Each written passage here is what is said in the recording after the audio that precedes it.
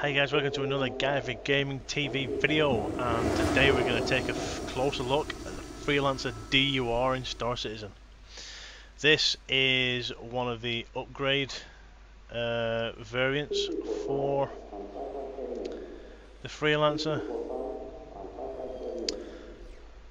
As you can see, this one is very shiny. Think of it as Winnebago, is it? The shiny caravans. This is basically your adventurer ship. So if you want to go out, explore, find things, you know, what they classing it as, the Han Solo of the Freelancer group or something like that. You know, that's what this is used for. It's got advanced radars and things like that, which I'll go through in a second. But as you see, it is a beautiful looking ship. External fuel tanks on the outside. The turrets are still on board, even though I'm sure the stats say it's not. But stats have said there's rear turrets missing off a few of these variants, and they're actually on, so I don't know. It'd be more logical to have the variants on. But as you see, it's a cracking looking ship. Still got the firepower on the side, rockets on the wings. So you've got a good bit of defence there. Now, as I bring it back down to the front of the ship here, you'll see these big, goofy looking things on the front. From what I can tell, these are probably the extra sensory modules for the aircraft. They are probably the long range scanners, or at least a part of it. If you see on top here, there's like a radar dome there, and there's actually one underneath as well. So I'm thinking maybe they're also part of the long range scanning systems.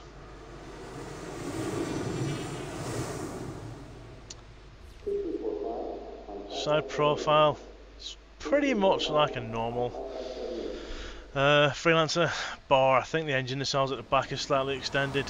Obviously the stubby bits at the front, the extra tanks, and the antenna array which is on top, which I think looks really cool. I do like that antenna array, looks awesome. And again, they're probably going to come into the sensors and things like that as well. Weapon systems wise, this aircraft can have wingtips, 2 class 3 or 3 times size 3s.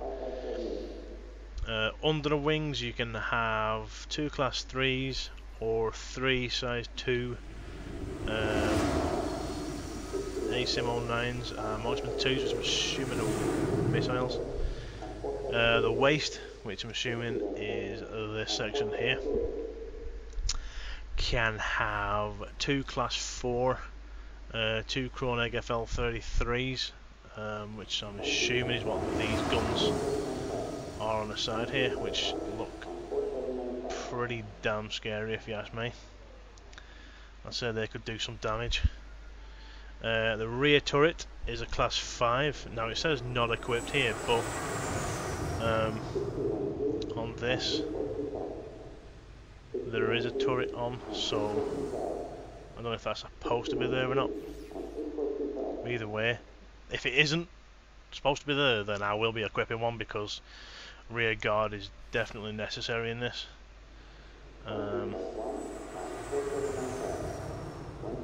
Engines look a bit cockeyed, they'll straighten them things, but never mind. It's got a really shiny effect all the way around it, which is awesome looking. I do like that. I'm not sure if the missiles are supposed to be on top of there or not.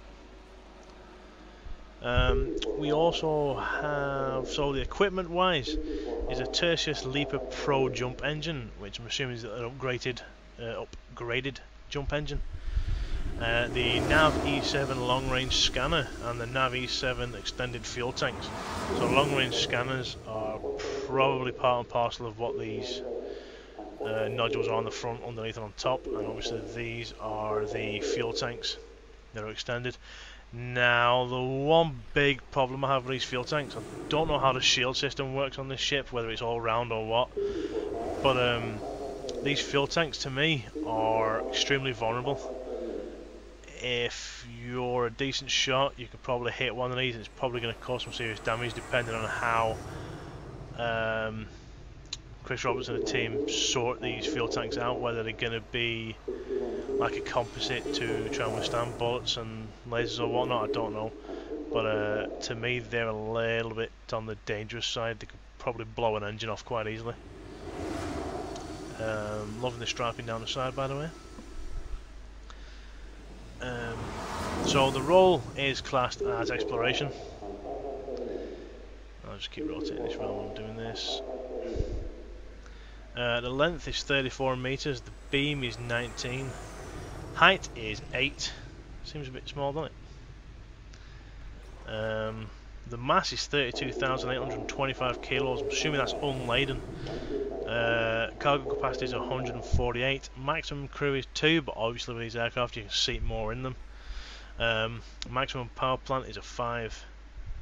The factory plant is a GMP Super Tenera 00, which is 4, so I'm assuming that's some make of beefy engine. Thrusters are 8 TR2s, there are 4 at the front there, 2 on the top, so I'm assuming there's a couple at the back end as well.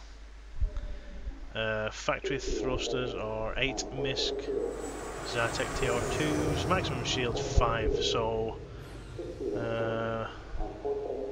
4 all the way around and probably 1 top or bottom if that's how they're doing that. And the factory shields are Gorgon Invincible X. So yeah, it's pretty well kitted out ship. It is a gorgeous looking ship. And as far as I can tell, this is going to be really mainly an exploration ship, which is what I'm going to use it for, a bit of exploration. If you notice in the background as I'm rotating around here, I do have a fair few combat ships and stealth ships, so this is going to be my exploration ship. You see there the Hornet variants and the Cutlass and stuff in the background, so this is going to be my main ship floating around. I have actually just noticed a wee problem here with these thrusters. They're going to burn that whatever that is, that shield in there, and melt through it. So I think the thrusters could probably do with the repositioning. Another thing I've noticed about a lot of these ships, this one's actually pretty good. It's got big flat landing pads on it. But some of these ships, like the Hornet for example, have really, in my opinion, crappy landing gear. If the Hornet is supposed to be a combat military ship, so if that lands on a surface that's softer, well, that thing will sink like mad. This seems to be okay with the big pads it's got on it. So I'd say this one would be pretty cool at landing anyway, which is good because it is an exploration ship. So that's the changes on the outside. Let's go and have a look at the changes on the inside.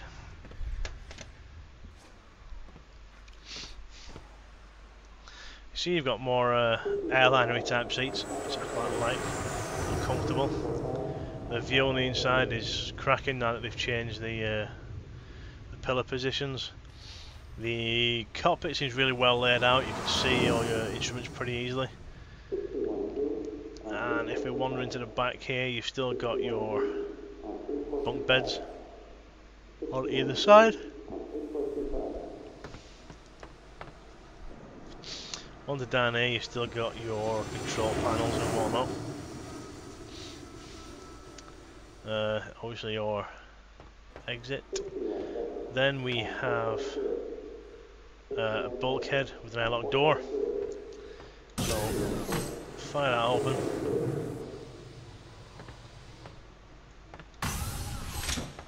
So this is to separate the cargo compartment from the cockpit compartment, which is pretty handy. Up top that looks like a boring thing, which I've never noticed actually before, so that could be what the dome on top's for. And that could be a exit and entrance below as well, so this could be a separate boarding area. So if we go through to the cargo section now, see See, this cargo seems a lot narrower than the bog standard Freelancer, which it actually apparently is supposed to be a lot narrower. Still, you can get a good fair amount of equipment in here. It's well lit, so you can see what's going on properly.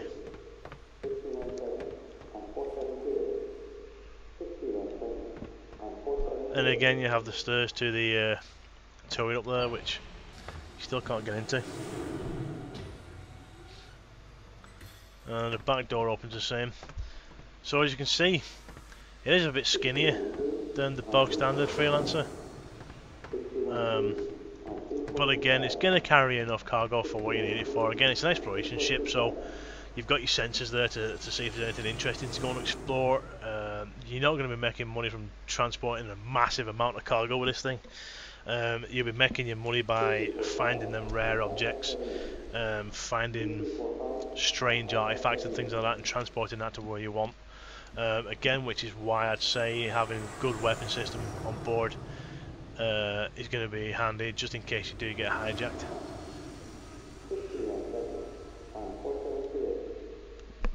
That way you can defend yourself. So, if we take a closer look around the ship. No idea what crouch is these days, they've changed the key, there we go. Underneath, some nice detail for landing gear and whatnot. If we continue on to the front section there, you can see the thrusters, their positioning.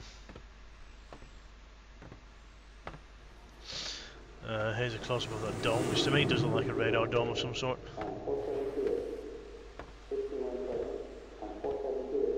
As you rotate around, see the landing pad and a door. I actually like how that does conceal the door to get in. That's going to look really nice and flight. Assuming there are light systems, there are weapon systems. As we roll down the port side, see the various intakes and things for the engines. There's one of those fuel tanks, which actually looks pretty cool. Looks like the old fuel tanks from World War II and whatnot. Missile systems, tail, back around to the arse end. So yeah, it does look really nice. And as I say, the official description for the Freelancer DUR is: if you are looking for the edge, for that yawning dark of the unknown. That yawning dark doesn't make some sense to me. I don't know. My English was never that great, anyways. I'll chuck this up on the screen so you can see the specs and read it, anyways. If you're looking for the edge, for that yawning dark of the unknown, or the thrill of the discovery, so that should be yearning. Huh? The Freelancer DUR is the only ship you want to take you there. Outfitted specifically for deep space exploration, life on the drift has never been so cool. Packing an enhanced jump drive from Tarsus. A Navi 7 long-range scanner and expanded fuel tanks. The DUR is designed to keep you going longer and further. So it is a pretty cool ship. I don't know how many of these have been purchased or upgraded to. I upgraded my bog standard Freelancer for this.